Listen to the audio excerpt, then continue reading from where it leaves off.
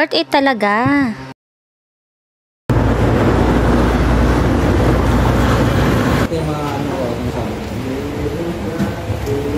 Hello mga my loves, kamusta? Kung napanood nyo mga my loves ang nakaraang upload ko na pinapalitan namin ang toilet. Ito nga pala mga my loves sa pangalawang araw ng paghahanap namin ng mabibilhan ng toilet at napaganda pa nga ang aming lakad. Dahil sa pinuntahan namin ito ay kompleto na nga ang store na nakita namin. Kaya naman nakakita na nga rin kami ng iba pang kakailanganin sa CR. Isa na nga dito ang deflush na toilet, lababo at tiles. At yun nga rin mga marang hinahanap natin na deflush na toilet. At habang sila nga ay tumitingin ng inodoro, ako naman ay tumitingin ng tiles.